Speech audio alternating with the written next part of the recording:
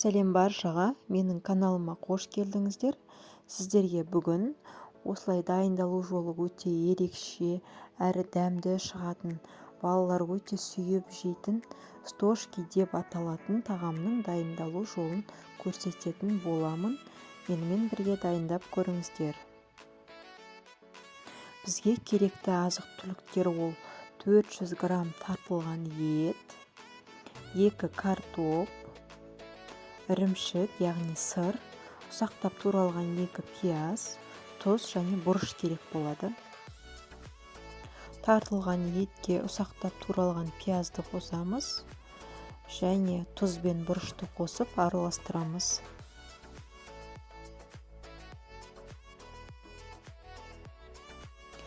Тартылған етіміз дайын, міне осылай. Енді табамызға сұйық май жағамыз.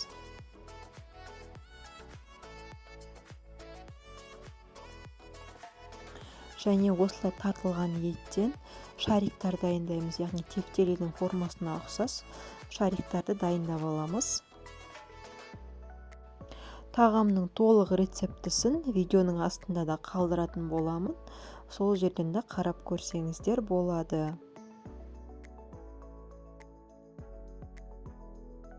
Шариктарымыз дайын, менде осылай 8 шарик шықты. Енді қолымызбен осы шариктарымызды котлет формасына келтіріп, домалақ етіп жайып аламыз.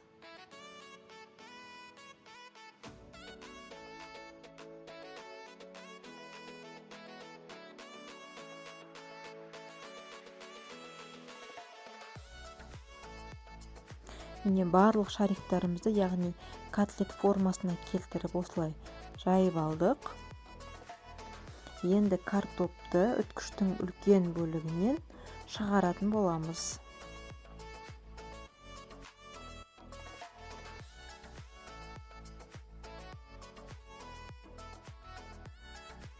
Үткіштен өткізілген картопымызды осылай котлет формасындағы шариктарымыздың үстіне тура осылай видеодағыдай етіп барлығын салып шығамыз.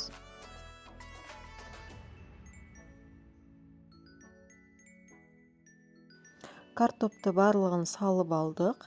Енді әрқайсының үстіне шым-шым аз-аздан тұз саламыз.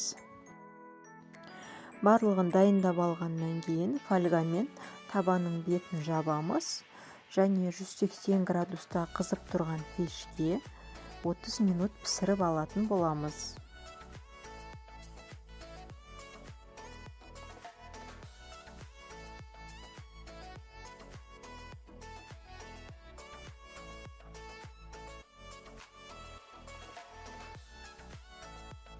«30 минут уақыт өтті. Табаның бетіндегі фольганы алып тастаймыз. Иісі өте күшті шығып жатыр. Және оның бетіне үткіштен өткізілген сырды салып шығамыз.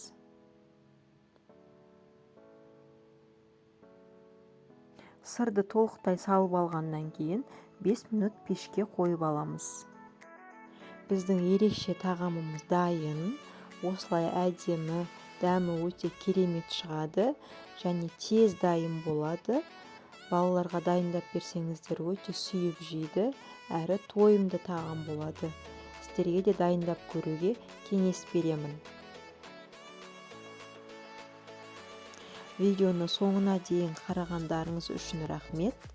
Каналға жазылып, лайк басып, пікір қалдыруды ұмытпаңыздар. Келесі видеоларда кездескенше сау болыңыздар.